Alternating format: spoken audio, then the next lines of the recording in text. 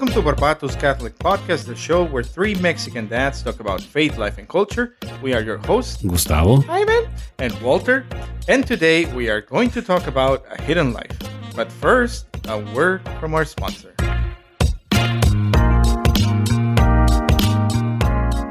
Guys, are you looking for a nice gift for your wife or for your mom? Is your daughter celebrating her birthday or First Holy Communion soon? Be sure to check out Telos Art for a beautiful selection of saint medals and heirloom jewelry. Celebrate the people you love with a timeless gift, one that is both functional and sentimental. Jewelry can mark a special moment or occasion and can be a reminder of that event each time that it's worn. A medal mom wears now can be passed down to future generations. And you can feel good about shopping at this family-owned business because Catholic jewelry from Telos Art is inspired by truth, goodness, and beauty. Telos Art is the place to find unique miraculous medals, vintage jewelry, and one-of-a-kind designs that are sure to inspire and delight your loved ones. Find out more information at telosartshop.com. That's TELOS artshop.com. Use discount code Barbatus at checkout to get 20% off any purchase. And now to the show.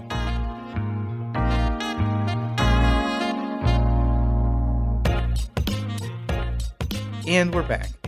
And we totally fooled you. Ivan is not here with us. That wasn't actually Ivan. That wasn't actually Ivan.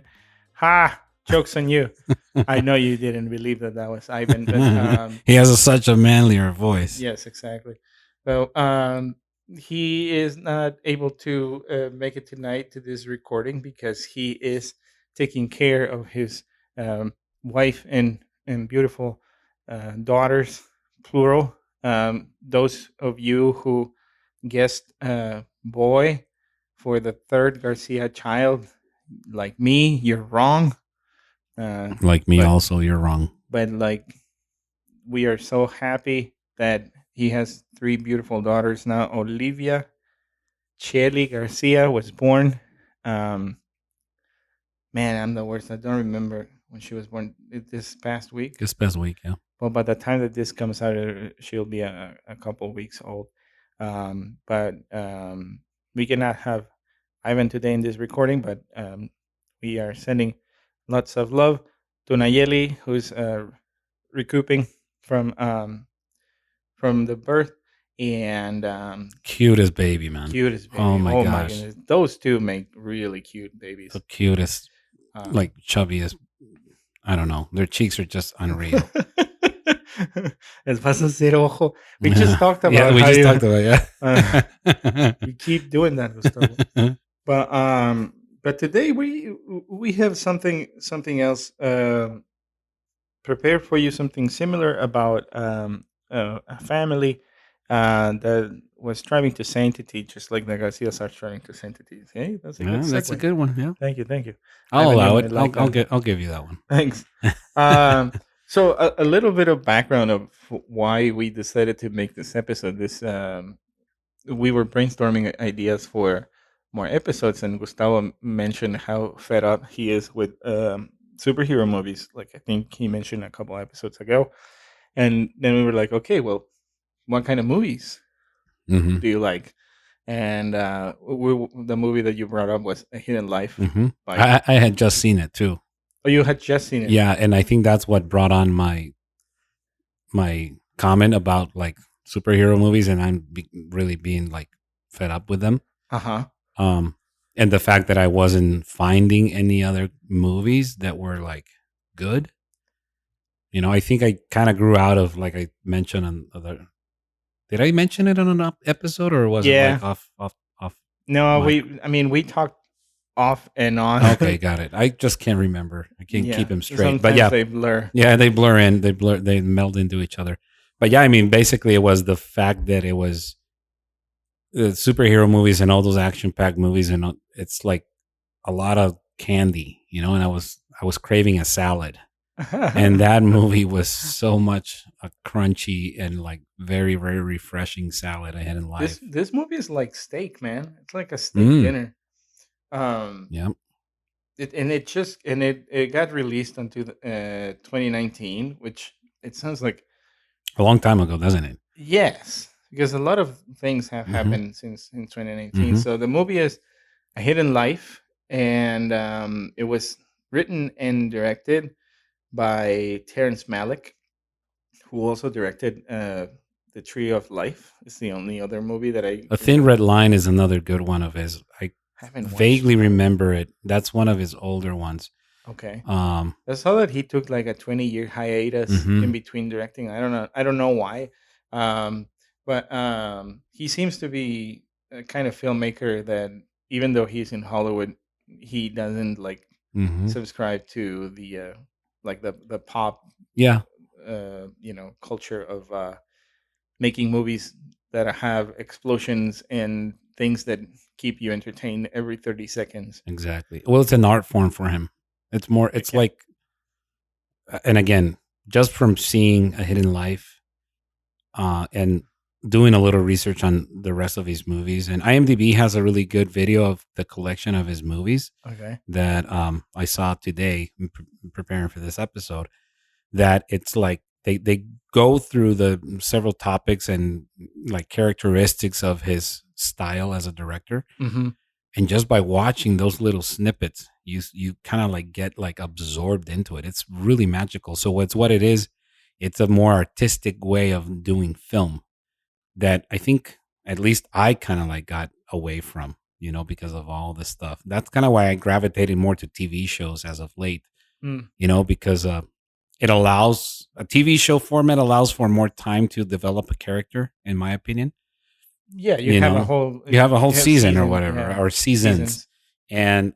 and movies are just like the dialogue would be very very vague, or every other word is like an F bomb. That's how you Yeah, notice that it's poor writing because they just like fill in the gaps with like curse language and stuff.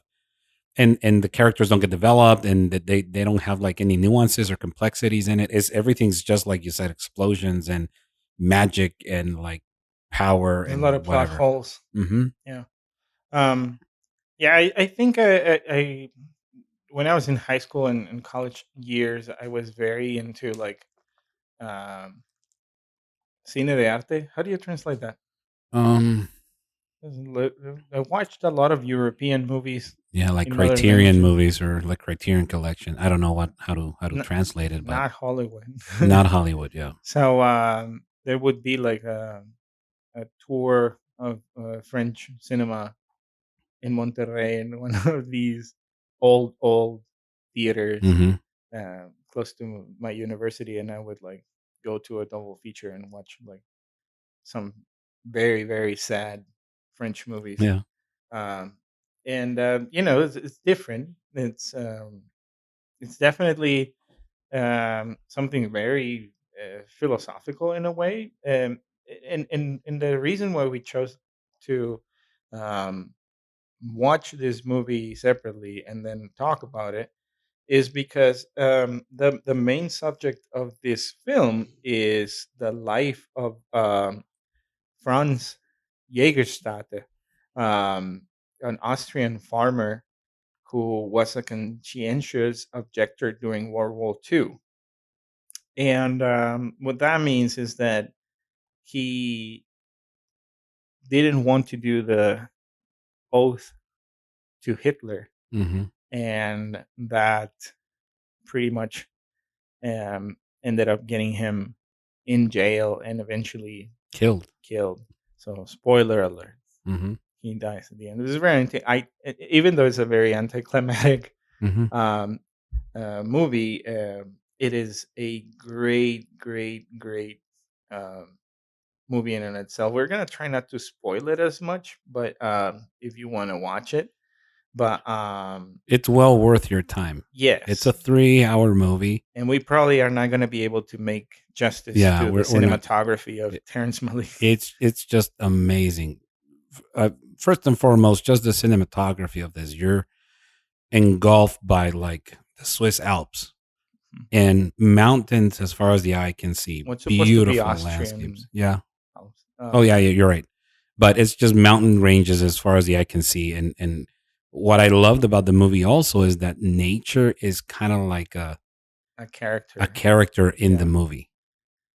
Yeah, this is we'll try to go a little bit through the happenings and a little bit of like kind of like a critique of the themes of the things that we saw in the movie. But why is this important? Well, Franz Jägerstätter, he got beatified in October 26, 2007 by Cardinal Jose Saraiva Martins, um, because he was Catholic. So I don't think we Yeah, mentioned that. we haven't said that Um, yet. so there is a lot of like Catholicism across the movie, and you're listening to our Catholic Catholic. podcast, so no surprises there. And his feast day he celebrated in the Catholic Church on May 21st, which is the day of his baptism, which is fantastic. And he was a father of three daughters. Mhm. Um, Family man. yeah, it's like Ivan. So Yeah. so there you go. That's like the link to us. So this movie was in Cannes in 2019, but oddly enough, we were talking Yeah, we about were it just talking before about it. rolling. Is like it didn't won any prize, Yeah, he was any. nominated for the Palme d'Or, and he won like another award in Cannes. But it was, I don't know why he flew under the radar with this movie, because it's just exceptional. I mean, it's an epic movie, but it didn't show. It doesn't is one of the things that we want to talk about. It doesn't show like the gory stuff of the Hmm. war, um, but let's just try to paint a little bit of a picture of how it moves, um, and some of the captivating things that we saw in the movie. So you have your main character Franz, and then Fanny, who is his wife, and they are living this simple life in Saint Redingen. I'm probably butchering that Yeah. name in Austria. And I found out that he inherited that farm from Hmm. his adoptive father. So like his dad died in World War I, Okay. and then France's uh, mom, Rosalia, married this other gentleman, Hmm.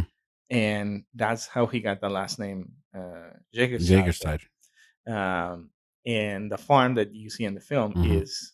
it belonged to the adopted father, Okay. and this is it, it's such a great depiction of like um, manual labor, this rhythm of Working they the land and. working the land, they cut the hay, put the hay in the barn, Hmm. they plant the wheat, they sow the seed, Hmm. They uh, they harvested, harvest it, they cut it, they. they separate the chaff Hmm. from the grains, and then they take that to the miller, and then the miller Hmm. uh, mills Yeah, the grain into the flour, flour for them to and use, and. the oven for the village was like right next to the miller, and then they Hmm. go and bake Their bread. their bread and take it home. So everything was done by them. They had like their lambs, and they start Hmm. shearing the lambs and making their own wool and making their colchas, and Hmm. um, all of these things was like if you wanted something like there's such a hardship already in the life that they led, um, but it was like this happiness. There's so much Hmm. joy. And simplicity, right? The joy Yes. and the simplicity, and they just like reveled in their presence and their children and their farm and their animals and their that was their meaning, and that was the everyday was And like the village, on the like the village and the village life community that the village provided. That's how they met. They met like at a pub at a or something. pub or Yeah. something like a. And the trailer is wonderful because the trailer does a great job of like depicting exactly what the movie is, Mhm. and it's just like a really nice appetizer to, like you said, the steak of a movie that this is. Yeah, dude. Like, Caught me by surprise, honestly. yeah, I You was. know. There's a lot of like, um, tension building. It Yes. almost feels like a thriller. Mm-hmm. But before we get to that part, I kind of want to, because there's like kind of like like every movie, there's like kind of like three acts, right? Like the how everybody gets introduced. There's several different people that are named in, like, the miller. They interact with the mayor of the town, and then there are some other supporting characters, like His mom and his mom, priest. his sister-in-law, the priest, the Mm-hmm. bishop, um, and everything looks very idyllic um, before the war begins. Like, you see this man with his wife. They are working the land.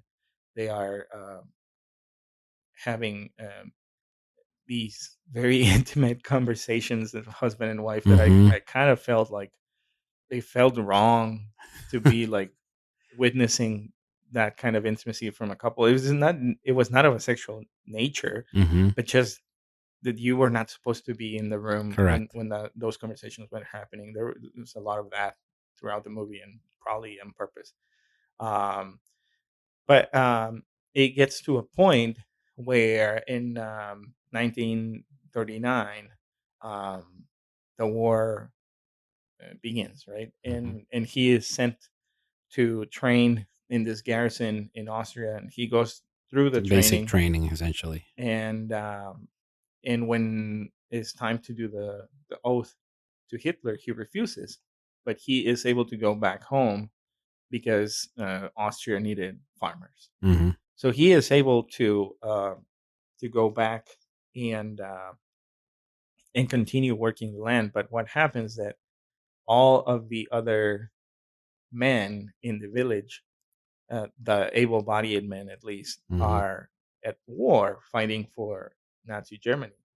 And that starts to create Conflict. a lot of conflict. Like the village starts turning because Franz is the only one of those men in that able-bodied men category that is not at war. So he is not like everybody else. And then there is like some conversations that happen that it really perked my ears, between Franz and the miller. For example, the miller asks him, like, don't they know evil when they see it? Mm-hmm. um and he goes to his priest, to his local priest, which the priest you don't see inside of the Yeah. church, Uh-huh. like That throughout was the movie. intentional too. It's so weird, Mm-hmm.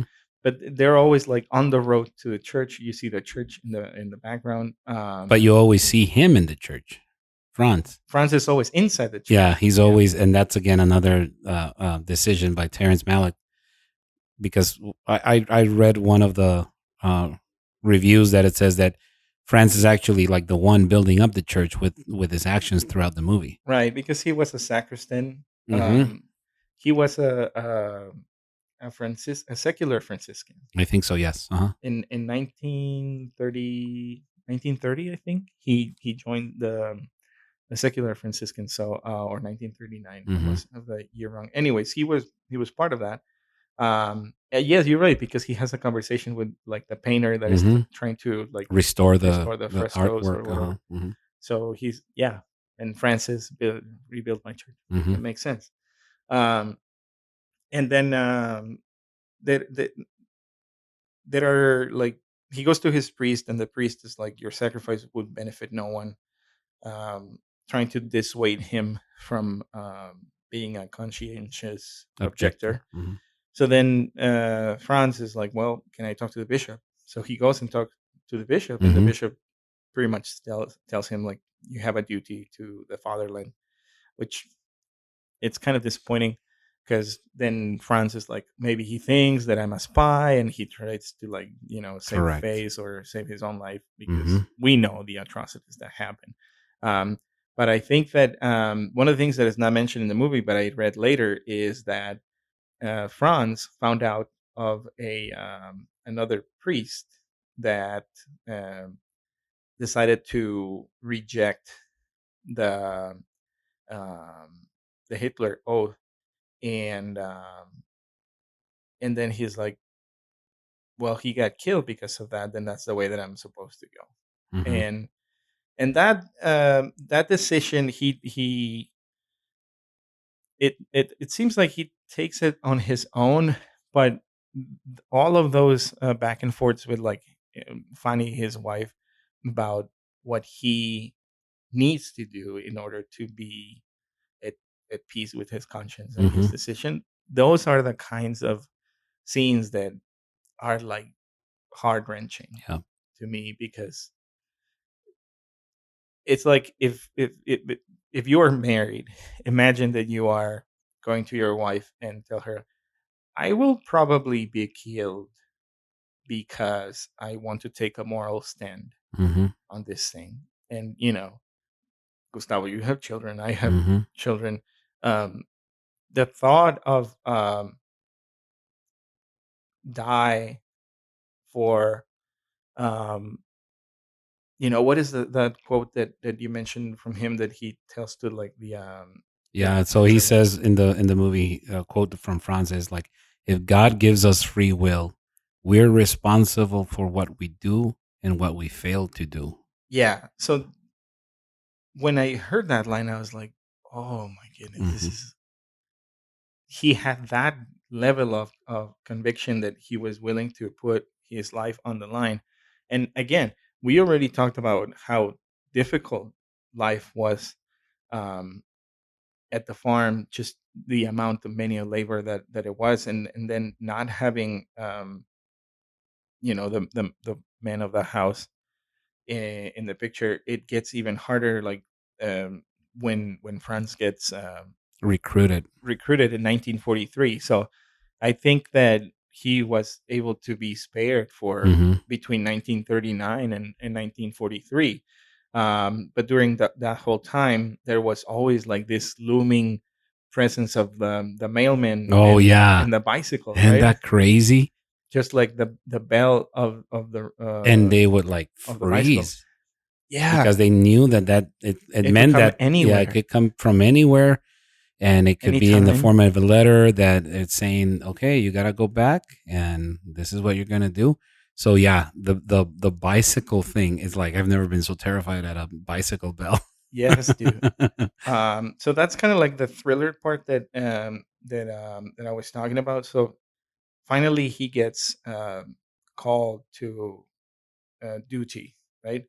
Um, and this is after like the whole village turning on them and spitting on their Hmm. while they were walking, and like the other kids like fighting with the little girls, France. And Hmm. dude, the mayor is They're the the worst. outcasts The mayor is essentially. the worst. Yeah. Hmm. Um, trying to like pretty much pick up a fight and being like going with more men to try to Uh-huh. persuade him. He's the absolute worst. Hmm.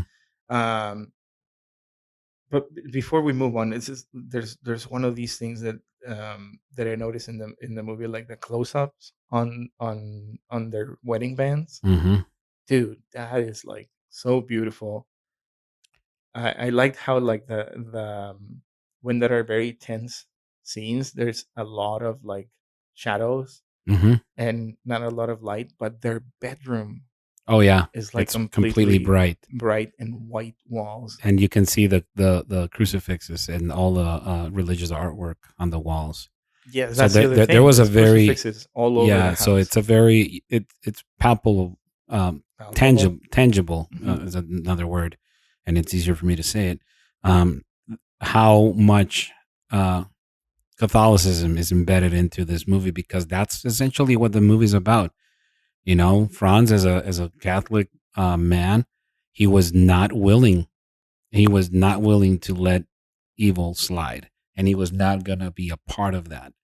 And he went to his death with that conviction, and that's incredible. Yeah. That's incredible. Not only, I mean, It's like Thomas More, right? Yeah, exactly. But I don't think did Thomas More have kids? Yeah, Okay, at least a daughter. well, he had 3 and little ones and gorgeous ones Yeah, from what we can tell from the movie, but that was crazy to me to just be put in that situation. yeah, and then he gets like, okay, he's in prison. What happens? Like, why is this movie like 3 hours? Well, because then you start to see the exchange of letters in Hmm. between Fanny and Franz, and those are just Oh yeah. again, heart wrenching does not begin to Hmm. describe it. So it's like if you are trying to watch this movie or like something that is going to, it's going to be uplifting, but it's not going to. Yeah. You might cry. Is Hmm. the way Yeah. that I I had put the it. same feeling when I watched Schindler's List. Yes. You know, Yeah. it's the same type of because it's a very real movie. It is. You know, you watch like I don't know. I'm gonna be again It's not como too chingo con los superheroes, not pero too passionate, but yeah. you watch like I don't know the Avengers or something. You Yeah. cannot relate with any one of those characters whatsoever. It's just like something that's like entering through your eyeballs. But this movie touches you deep. Yes. You know, That's on true. many levels. I mean, us because we're Catholic guys is like on a more visceral level, right? Hmm. Because we're fathers, like boom, check. You know, because we're husbands, boom, Yeah. check. Because Because we our have world is like children. super weird right now, and we feel kind of like outcasts sometimes. Boom, check. Well, we're You always going know, to be countercultural. correct. There's no time in the history of the church. But I guess not to like try to be a prophet or anything, but it's at some point like the church has grown the most when it has been persecuted, right? Hmm. Not saying that we have it real good here in Yeah. the United States of America. Just- Let me just start by Yeah. that to say that Hmm. we have it real good. You can the moment that we're living in the world is crazy, and we know that the things that are happening in around the world, it can be way Yeah. worse. But it is the conviction that we can extract from these figures, and obviously the communion of the saints and the Hmm. lives of these people. That's why we want to put the spotlight Yeah. on Franz, because of this heroic life of Yeah. his, and try to promote him more, just like we promote Yeah. Wilson Solanus and or like Stacy, or Maximilian Kolbe or. yes, or any of them. So he spends like what do you say, like maybe 6 months Hmm. in between prisons, and then he gets sent to Berlin, and there are these back and forths of like what is happening with him in his suffering in all these cells, with all these other men who he kind of makes these relationships Hmm. with, like he gives some of his food to others that he Yeah. saw that they were super hungry. There's some like trying to like connect with them with some like physical touch, Hmm. just like kind of like a half hug. Hmm. And then he finds like one of his buddies from From training, training. and they start talking about dreaming up all the things that they will do if they were Hmm. free.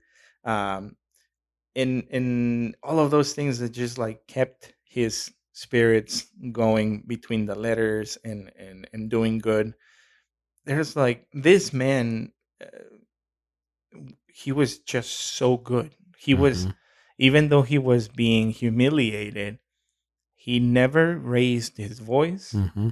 He never There's one instance where he loses it, and this is the only act of violence in the movie that's true. where he gets like when with the other farmer Yeah. because they start like hounding like the wife pretty Yes. bad, and Oh, he he's was like defending he was her defending honor. her honor, so he then and they just wrestle to the ground and whatever. It's kind of Yeah. like a menial fight or whatever.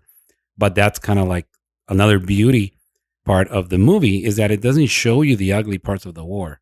You know, Hmm. Hmm. the movie is not about the war. The movie is about the beauty in the simplicity and of a hidden life. Hence, obviously, the name of Yes, the movie. a But lot of things that are hidden, right? Like mhm, that review that yep, you sent me to watch. Um, but the contrast of the things is like he he knows that it's Corpus Christi Sunday, yeah, so he sends a letter to Fanny and be like, hmm, I can see like the girls with their crowns of oh my flowers, gosh, and then you cut to the to procession. the procession of the Eucharistic procession Mm-hmm. and the kids singing. I know the hymn, but Tantum they were Largo, right? uh,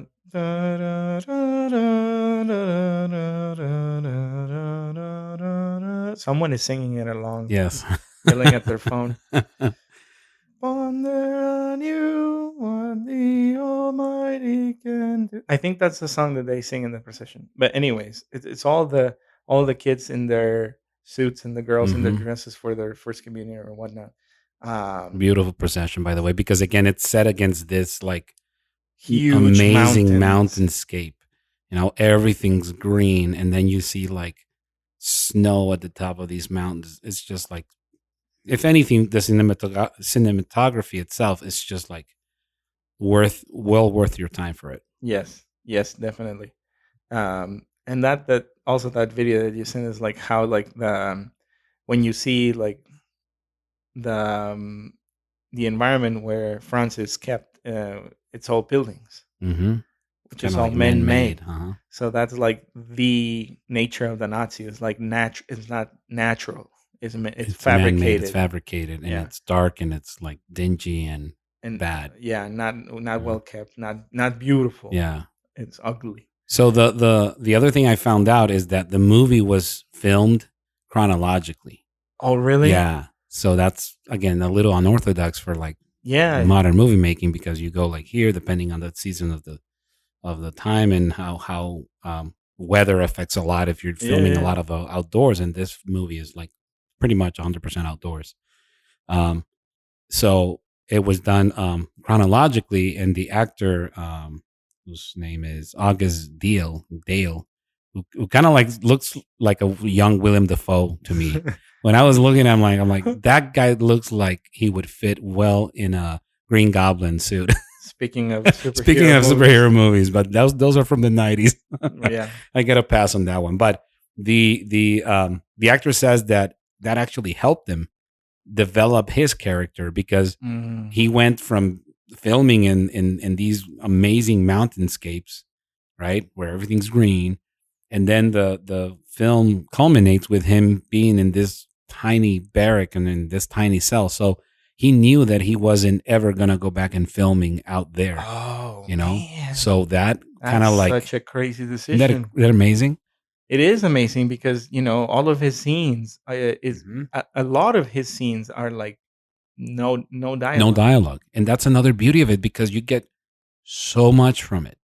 From the silence, you get so much from Fanny's silence when Hmm. she's just alone and missing him, and she has to deal with like even her sisters, like kind of like Like the summing supportive. of the mother, Yeah, you know. yeah, yes, mom. Like the silence scenes are the most impactful for me, you know. And then pair that with these like again amazing panoramas of like waterfalls, and you're like, how did I not watch this when it first came out? You know what I mean? Yeah, yeah, because it wasn't promoted in your Fire TV or whatever. Exactly.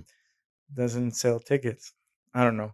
Um, there's um, this a couple other things that I saw, that bits and pieces of dialogue that I liked.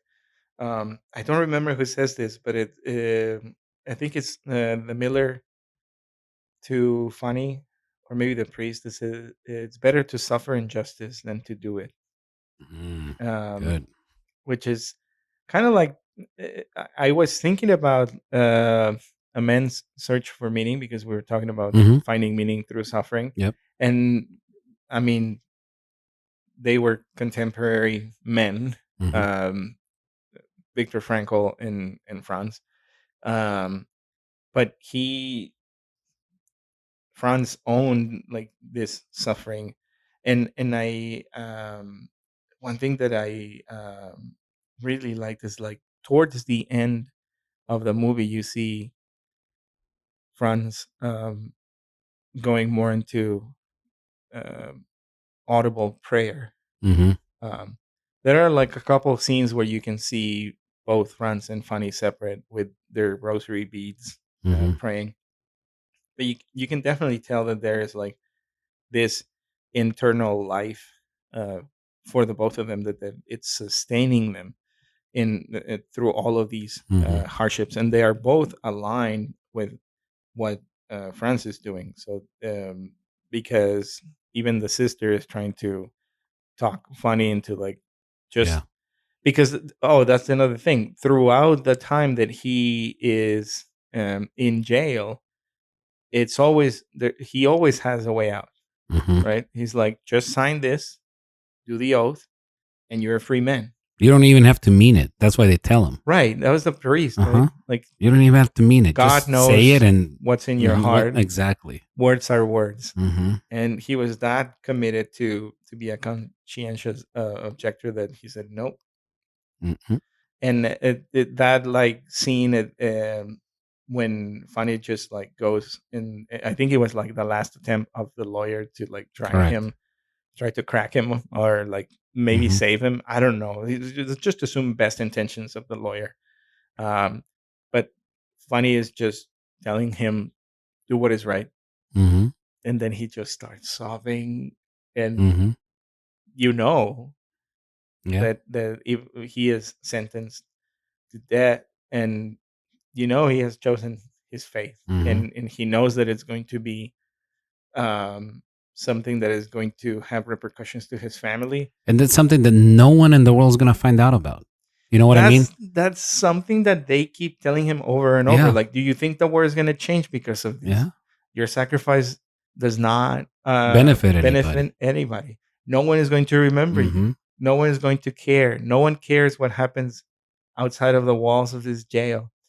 But here we are talking Exactly. about him. Mm-hmm. How many years later?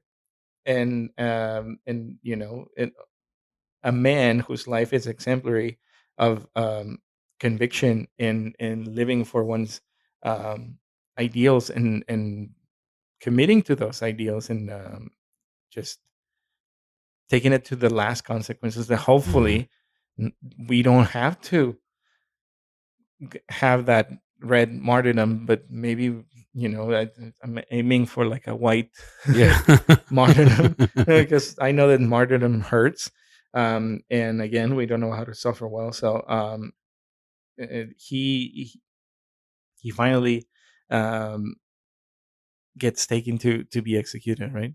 Um, and just like one little thing that I don't know if you remember, even when he is on his way out to the car to be taken back to the prison, an umbrella falls, Mm-hmm. and he has his hands in shackles, and he tries to put it back against the Oh wall. yeah, yeah, yeah, yeah. It's like Mm-hmm. he doesn't have to do that, Mm-hmm.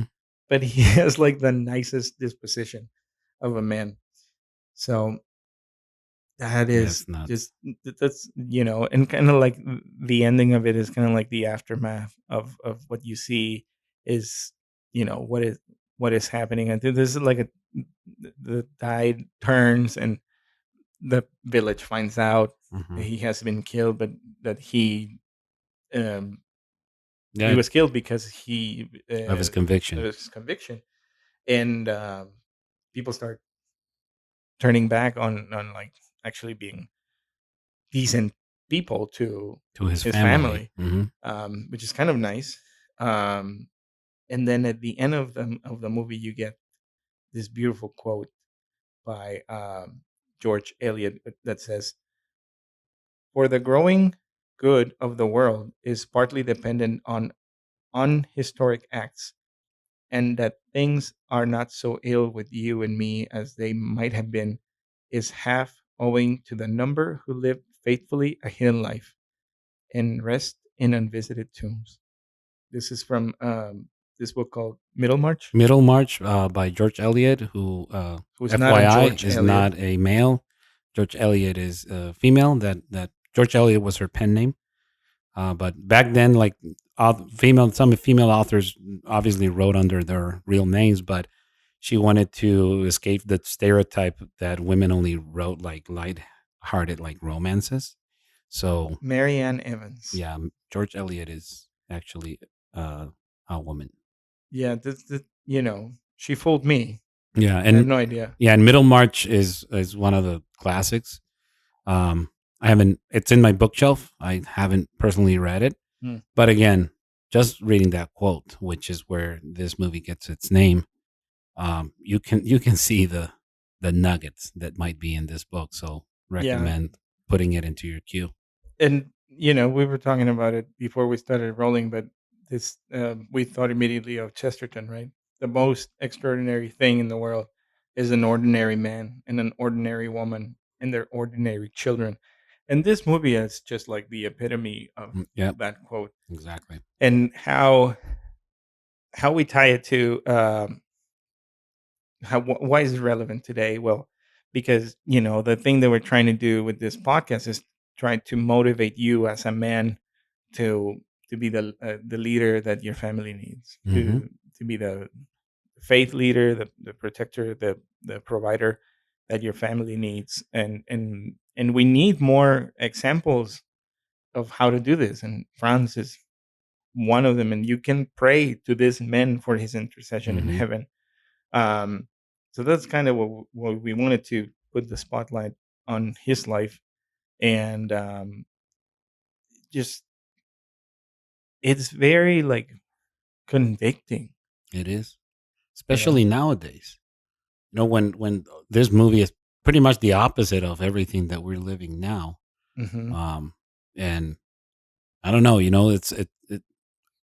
the hiddenness of it and the simplicity of it. That's where real life happens. It doesn't happen where everybody can see it. And again, right now everybody has a Yeah, platform. You know what I mean? yeah. Thanks to social media, and you just want to be out there. And I mean, we kind of like are in that bandwagon, kind of a little bit, making this podcast is yeah, kind of sharing our life stories and whatnot. So not to say that they can be used for for good. for good, for Hmm. sure. But there there's a time and a place for everything. But um, like you said, the mundane, the hidden, and just cultivating that you don't have to put everything online, and that I'm saying that to myself as I am to our listeners, right? um to have like these moments, to live in these moments, with your family, with your wife, with your children, um with the Lord, when you go to Yeah. adoration, Hmm. when you receive communion, and really know what it is that you are receiving, which is the body, blood, soul, and divinity of our Lord and Savior Jesus Christ. That builds into our interior life. Hmm. And what better way to um, have a hidden life than what is more hidden than something that you cannot see, like your soul, right? Hmm. um Saint Teresa of Avila is like the interior castle and all that, but it's, that's big league stuff. Like Yeah. how can we start with something that's going to be more accessible? With pray, Right. have that channel of communication with the Lord. And again, I think it's about, like you said, seeing the life of others, especially in this case, the saints, and people like Franz that lived through real hardship. Yes. Okay, because we got a cushy life right now with its challenges. I mean, I'm not gonna say things are strange right now, and it's pretty polarizing, and it's a very divided society that we live in. But what is the lesson from Franz? Right? What is the lesson from this man that when to engage, how to act, show the face of Christ in every instance? Like you said, very one scene in the movie, he was like distraught, right? And he went from, again, the highest mountains to kissing the boot of like a soldier in the tiniest cell. Yeah. And that's super inspiring, to know that and to see that he went through that, and how can we apply that to our everyday life now. I think it's a great tool. We wanted to share it with you because, again, the movie by itself is just amazing, but the meaning behind it and the story of this great man is definitely something noteworthy. Yeah, for sure. So go watch the movie and leave us a comment on Instagram or YouTube. Just, trying to keeping the conversation going. But in the meanwhile, while you are preparing the popcorn, we want to thank you for listening to this episode of Barbatus Catholic Podcast, a show where three Mexican dads talk about faith, life, and culture. If you like the show, please consider subscribing to the podcast, sharing it on social media, leaving a rate and review on Apple Podcasts, and recommending it to your friends and family. And if you see us on YouTube, please subscribe to our channel, like the videos, and turn on the notifications so you don't miss any new episodes. And if you didn't like it, well, keep it to yourself and let others make their own mistakes. You can follow us on Instagram at Barbatus Catholic Podcast. You can send us an email, prayer intentions, any feedback for the podcast, future episodes, whatever you want, at hello@barbatuscatholicpodcast.com. Our website is barbatuscatholicpodcast.com, where you will find the show notes for this episode and more. And blessed Franz Jägerstätter. Pray for us. Miss you, Ivan. Until the next time.